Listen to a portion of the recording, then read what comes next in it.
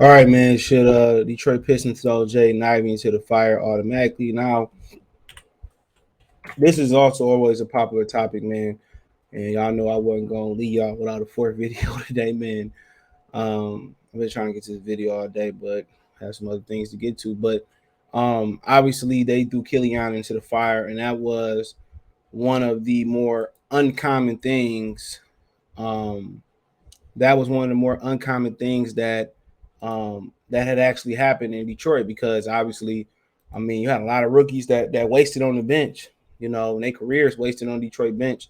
I mean, I think Mateen Cleaves was one of the last ones that that got thrown into the fire and he couldn't play. And then you got Killian Hayes down the road doing the fire, couldn't play. Tayshaun, who was a 4-year starter for Tubby Smith at Kentucky, for those who grew up watching that era of basketball, knew, that was kind of becoming. I think at that point it was uncommon. That's why Tayshaun slid to us.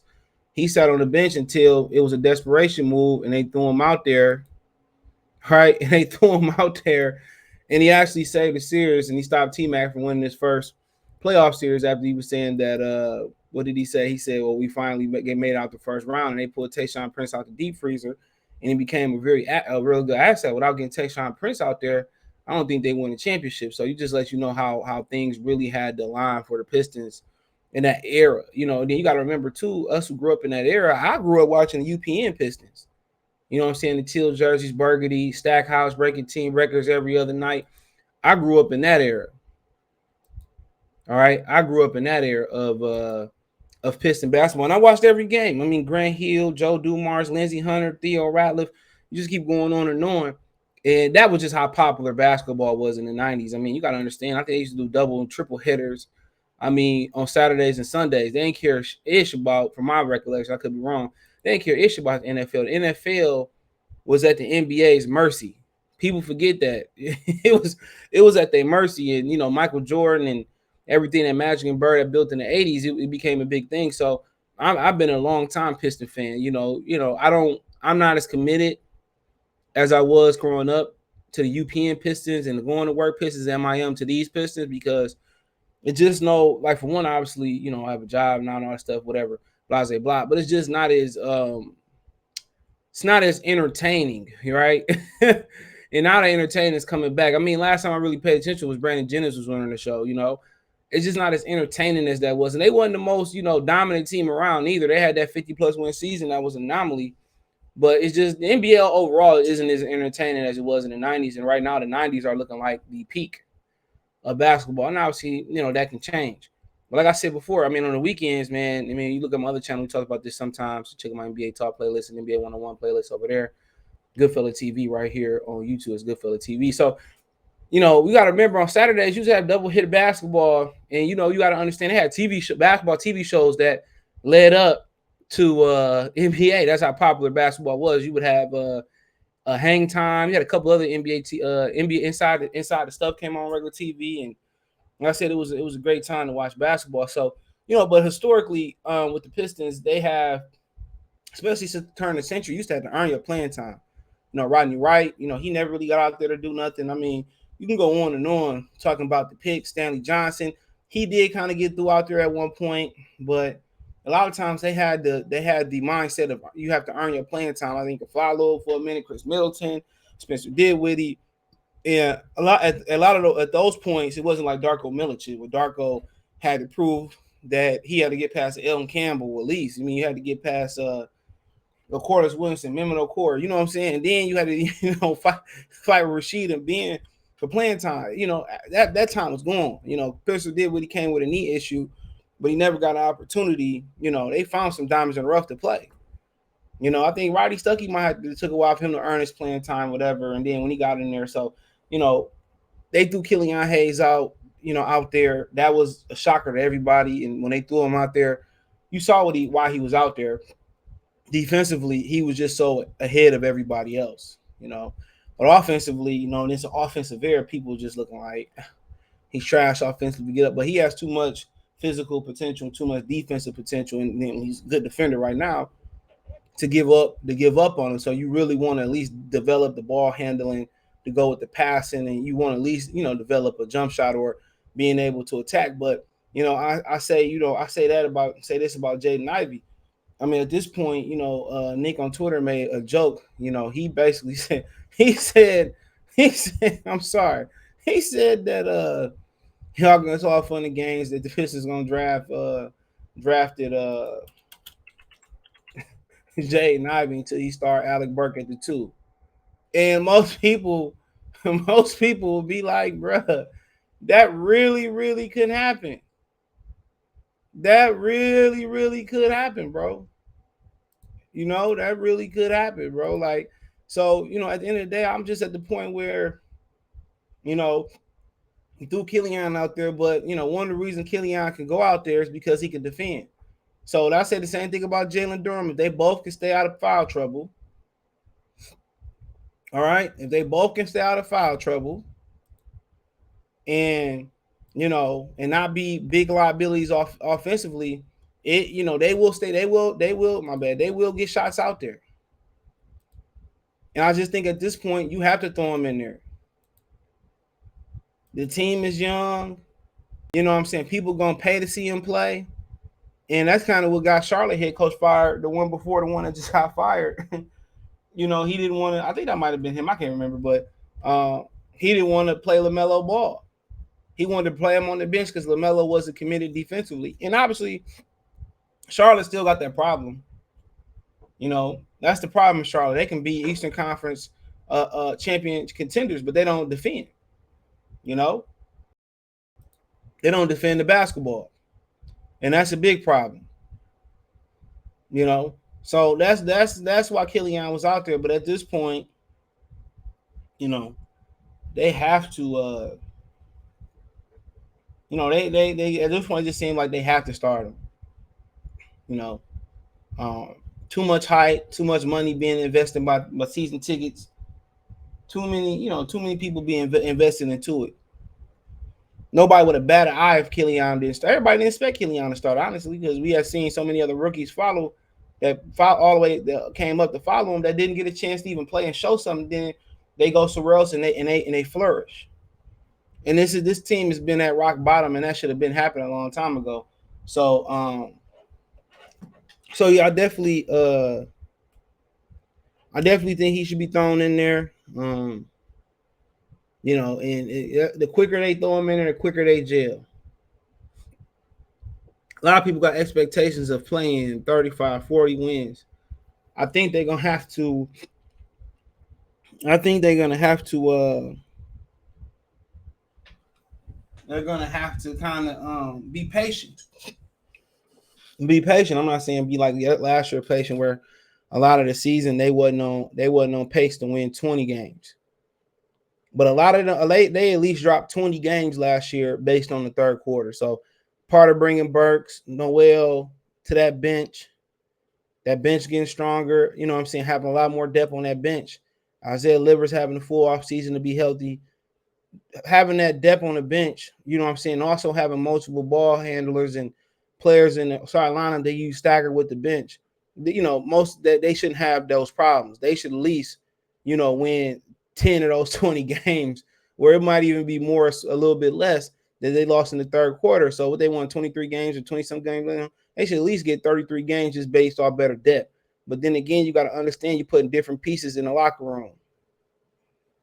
So how's Cade and Ivey going to jail?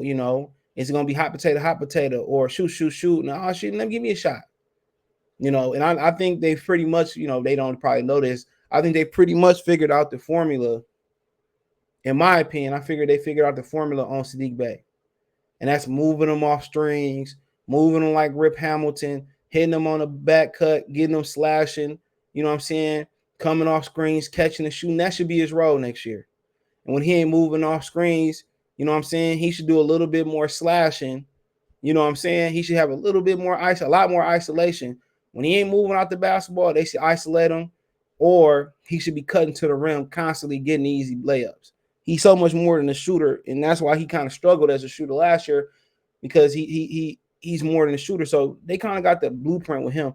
Move him off screens, catch and shoot, let him come off them screens. If it's dribble off the screen or come off them curls, and be prepared to shoot, or be prepared to make the pass, or be prepared to attack the rim. And I think they figured that out. Move them, let him catch and shoot, let him move and catch and shoot, or move, catch and attack, or move, catch and make the right pass, or if he ain't moving, cutting to the rim, or then a little bit space on the floor, and sometimes give him some isolation in there.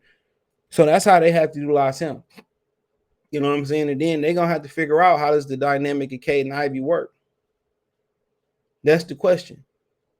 How does that work? Do you move Ivey out off the without the basketball? You bring him, do double screens, that old Bobby Knight Indiana offense, and him and Sadiq Bey coming off those double screens, and he come off the screens. You let him attack. Do you let him sometimes go isolation 2-man game with Marvin Bagley, or isolation and pull up and get his own shot? You know what I'm saying? You stagger his minutes. You lose Cade, and you let Jaden Ivey create the offense and let Cade, attack and get into a rhythm. So they got a lot of different ways to figure out how that dynamic gonna work. You know what I'm saying? Is it space on the floor and Cade attacking and Ivey cutting, or Cade attacking and kicking it to Ivey, and then Ivey being able to create and work off Cade, or is it a combination of both of those things? It's gonna be interesting. But Cade's versatility is going to be the reason this works. And if it don't work, then it is what it is. But it seems like you got two great young men that they're going to figure out to make it work. So it's going to be very interesting. They different. I think Cade is a better shooter than he showed last year. Obviously, he had the injuries and the virus and all that, but I think he's a better shooter than he showed last year. And I think Ivey is going to be able. They're going to make him be able to do what he do, and that's attack. And he's going to have to create. He's going to early on. It's going to seem easy. You hear Grant Hill talking about his first 20 games. He telling his boys on the phone, "Oh, this is easy in the NBA." And they get a scouting report, and then it's going to be can Ivey do something different? And that's why it's going to be so important for him. He's going to eat going to the rim, get to the foul line, but then it's going to be when they start playing them, they start playing them and saying, well, shoot the shot, or, shoot the mid-range shot, or shoot the three, shoot the floater. Then it's going to be interesting. But I kind of see him more like a Dwayne Wade type of player. John Morant this year. John Morant did more attacking this year than passing. So I see him in that type of role, attack, kind of how, and that's where the league going to. DeJounte Murray, Trae Young, what's the other kid's name? Desmond Bain, John Morant. It's kind of going to those combo backcourts, but K gives you a lot more strength. Obviously, you got stronger, a lot more length and athleticism. So it's gonna be interesting, but it's gonna take a minute for this to gel. But the quicker it gels offensively and the quicker it gels defensively, and how they gonna make adjustments and rotations and coaching. I think that's the biggest what if question is that a lot of people don't think the coaching is there. That was the joke I told about Nick early in the video. That was a joke, but a lot of people, it's a lot of truth to a lot of jokes. So it's going to be interesting how he fits, and that's why a lot of people like to fit with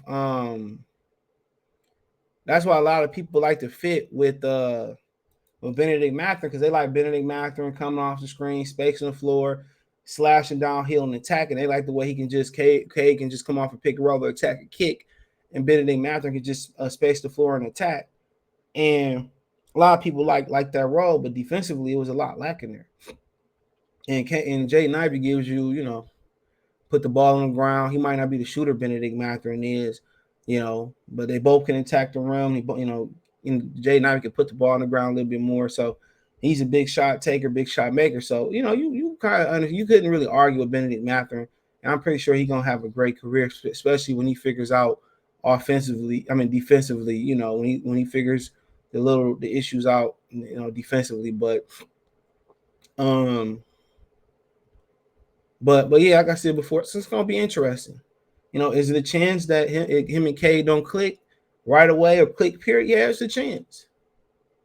Because it didn't work with Killian Hayes, but Killian Hayes was still trying to find his way and limited offensively. So we'll see it. But it's a chance, it's a good chance that it may not work. And it's a good chance that it may work, and it's a chance that it might be in that gray area for a while, but Dwayne Casey, it worries you that he's gonna stunt the development, but I just think you gotta throw him in there and then he, see what happens and see if he can flourish out there. So, and I'm pretty sure, Casey probably move into the front office or something. But it might get hot this year. They might not. So if they ain't hot this year, a lot of people gonna be blaming Casey. So, but yeah, I think you just got to throw him in the fire. And like I said, it's a lot of just different ideas you can have how that backcourt can work.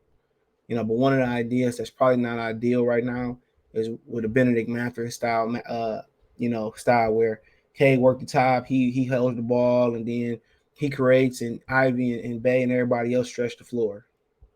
So Ivey probably a good catch and shooter, all that stuff probably developed, but Sadiq Bay already showed that he more than that. So it's gonna be interesting. They got three guys that can literally handle the ball, literally attack, literally shoot, and do everything else. So dynamic gonna be interesting. Gonna have to give it some time and be patient. But once it click, if they click off the floor, in the film room, and going out to eat and chopping it up and finding common interest between, because the big three right now is Bay, K, and Ivey.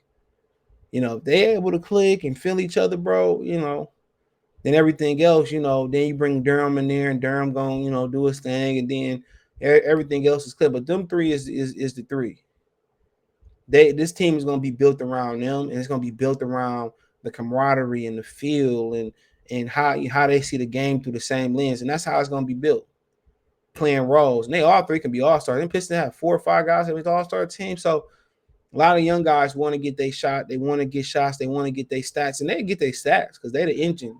So, but let's see if they want to win. And they want to win, defensively, they'll buy in. That's the only thing that's holding Charlotte back and Atlanta back, is defensively buying in. They're young and athletic. They should be able to run up and down the court and lock shit down on the other side of the court. But hey, let me know what you girls and guys think. Thumbs up the video, share the video, subscribe to the channel. Next subscribe button is the bell icon button.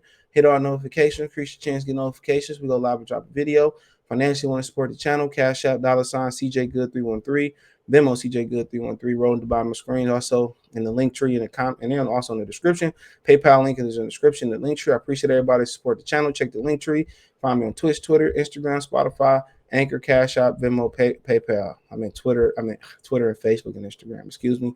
On the link tree. Appreciate the love, support. Don't forget, check out my last channel, my other channel, my main channel, Goodfella TV. Give me a subscribe over there. Got something for everybody: basketball, football, music, entertainment, boxing, MMA, everything. So go check it out. It's Goodfella TV right here on YouTube. Appreciate the love, support. Let me know what you girls and guys think. Had to fit in the 4th video for y'all today. I've been trying to get around to it. In fact, I had 2 additional other videos I'm gonna say for tomorrow.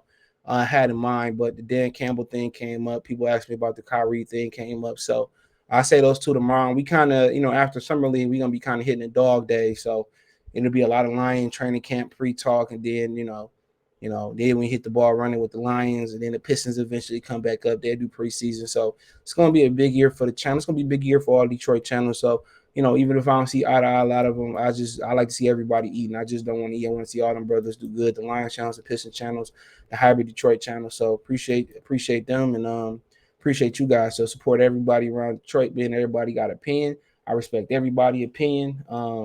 But peace.